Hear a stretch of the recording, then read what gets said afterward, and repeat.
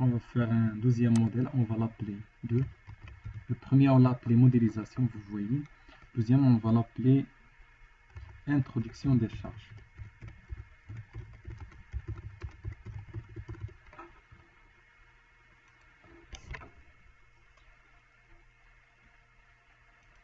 Donc le premier cas de charge, il est déjà créé, c'est permanent. Il a été créé parce qu'on a lancé le calcul. Donc le poids propre, il est généré automatiquement. Donc logiciel, c'est le logiciel qui a créé ce premier cas de charge parce qu'on a lancé le calcul. Maintenant, deuxième cas de charge, c'est l'exploitation. On va l'appeler Q, ajouter. Et le premier, on va l'appeler G. On fait modifier. Donc maintenant, on va appliquer l'ensemble des charges permanentes. Donc pour les charges permanentes, c'est, on a dit une tôle Nervesco, 7 dixièmes, plus une isolation d'environ 4 à 5 cm, à 6 cm, plus une étanchéité bicouche. Donc ça donne environ 27 kg par mètre carré.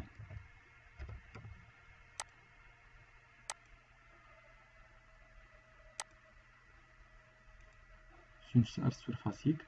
Pour la charge d'exploitation, on applique une charge plutôt de poussière d'environ 20 kg par mètre carré.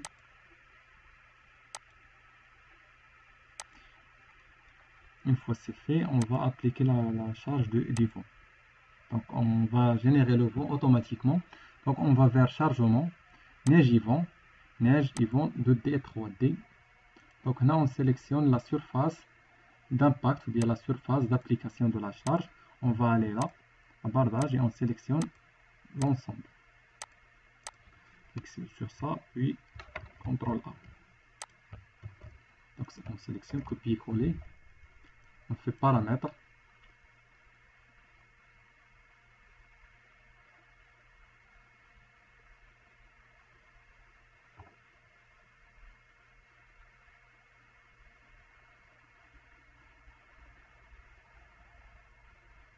Donc on va les directions des vents. On suppose que le vent, on choisit vent qui s'applique sur le perpendiculairement au long pont, puis perpendiculairement aux deux pignons. On coche ça et ça. Pour le vent qui est incliné, ça n'a pas beaucoup d'importance pour un hangar aussi simple que ça. Surtout c'est un hangar qui est fermé. Si on avait un hangar qui est incliné, qui est ouvert, là on passe au calcul d'une toiture isolée, donc le vent qui est incliné peut s'avérer dimensionnel.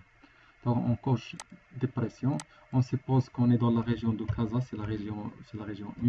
Donc une pression du vent de 53,5 décanewtons par mètre carré. On suppose qu'il s'agit d'un site qui est normal et qu'il n'y a pas de neige. Appliquer. Voilà, j'ai l'ensemble des coefficients CE, CI, c'est coefficient de pression extérieure, coefficient de pression intérieure, pour les différentes cas de charge. Et puis la différence CE moins CI, le coefficient KS, puis le coefficient delta, vous voyez que le logiciel a pris par défaut 1. Donc il faut garder en tête ça, parce que des fois, pour certains éléments, si ça passe limite, on peut revoir ce coefficient et réduire.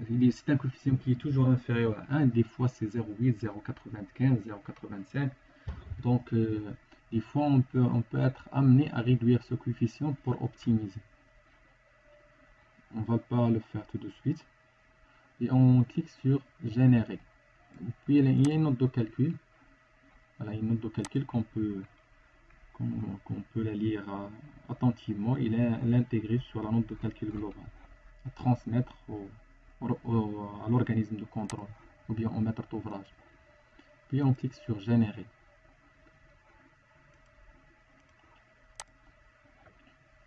Donc maintenant on a appliqué l'ensemble des cas de charge.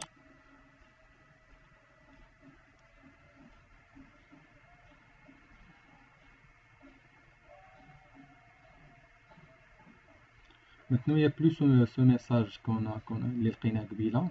Donc le message m'a pas là parce que maintenant on a appliqué les charges surfaciques.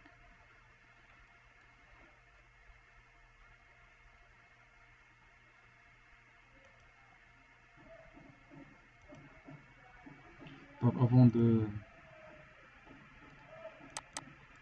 avant de générer les combinaisons, on va sélectionner ces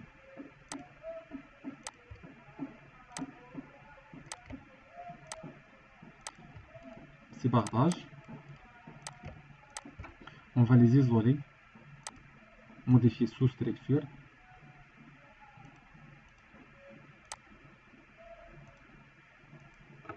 On va lire les valeurs des différentes charges. Donc pour G c'est 27 kg par mètre carré, c'est ce qu'on a introduit. Q c'est 20 kg par mètre carré ou 20 décanewtons par mètre carré. Pour le vent 0,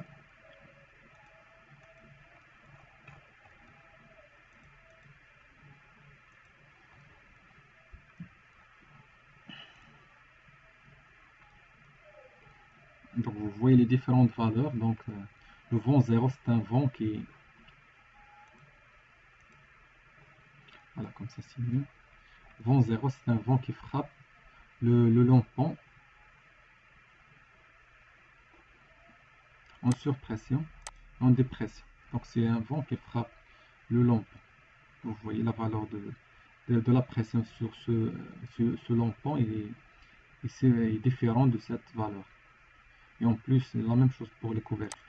Si on choisit vent 90 degrés, vous voyez que c'est la même valeur sur les deux versants. Donc c'est un vent qui frappe les pignons. Donc pour le vent de soulèvement, on peut lire une valeur maximale de 45,60. Quand même, c'est assez important.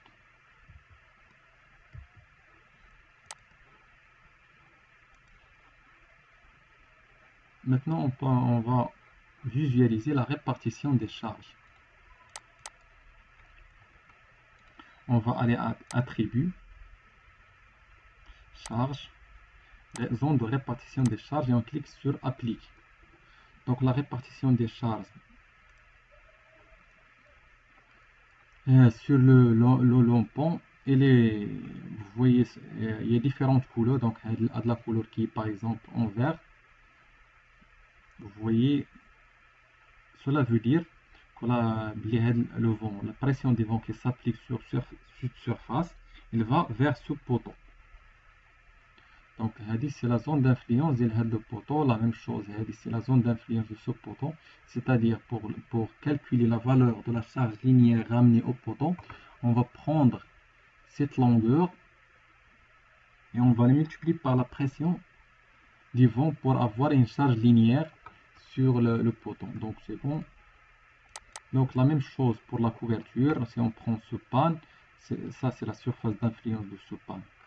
Ainsi de suite. La même chose pour les potelets.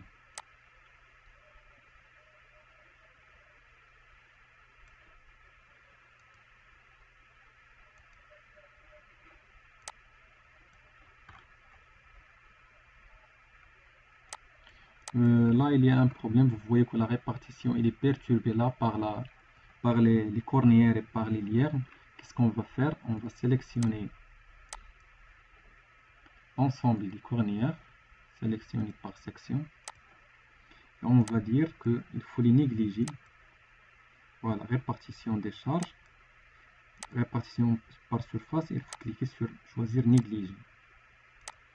On va faire pareil pour les lierres. Et on va relancer le calcul.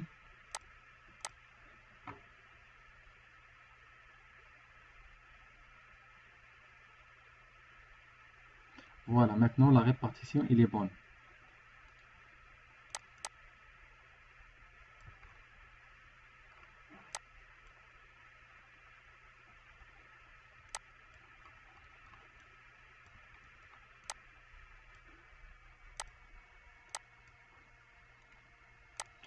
Maintenant, on va faire quoi d'autre? On va générer les combinaisons. On va vers combinaison automatique, combinaison manuelle génération, avancée, suivant, et on coche l'ensemble, on lit là l'ensemble des combinaisons. Comment lire ça? Donc 1 fois 1,33, 1 c'est le cas de charge G, là vous voyez annuler, j'annule. Donc là, G c'est 1, 2 c'est Q, ainsi de suite. Donc, on décoche accidentel. Et on coche l'ensemble des combinaisons qu'on a. On a combien de combinaisons? DEF, ça veut dire l'état limite ultime. DEP, ça veut dire l'état limite du service. Donc, on a 55 combinaisons à l'état limite ultime et 18 combinaisons à l'état limite du service. Donc, comment lire? C'est 1 fois 1,33, ça veut dire 1,33G plus 1,5. 1,33G, G plus 1,5 fois Q, ainsi de suite. On fait générer. Voilà l'ensemble des combinaisons. Le total, on a environ 83 moins 10, ça veut dire on a 73 combinaisons. On enregistre.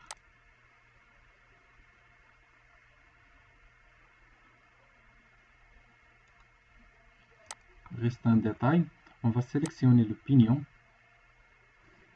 On clique sur CTRL et on désélectionne le bardage. Voilà.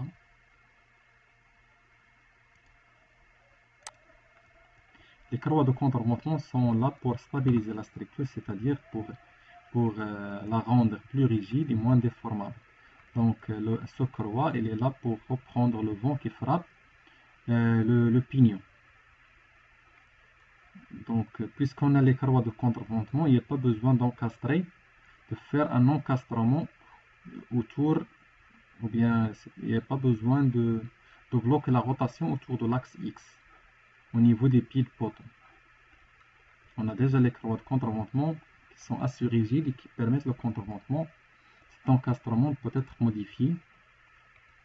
En plus, cet encastrement n'est pas intéressant parce qu'il fait travailler le poteau selon l'inertie faible. On sait bien qu'un IPE il a une inertie beaucoup plus faible que l'autre.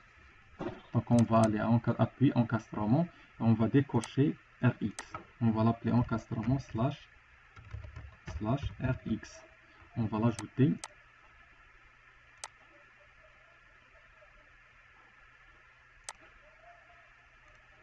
Et on va l'appliquer en pied des poteaux. Tous les poteaux. Appliquer. Appliquer. Voilà, même le symbole il a été modifié.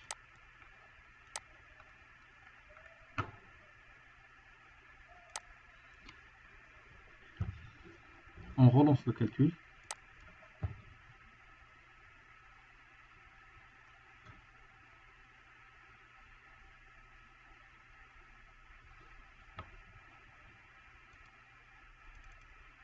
Donc on s'arrête là pour l'introduction des charges.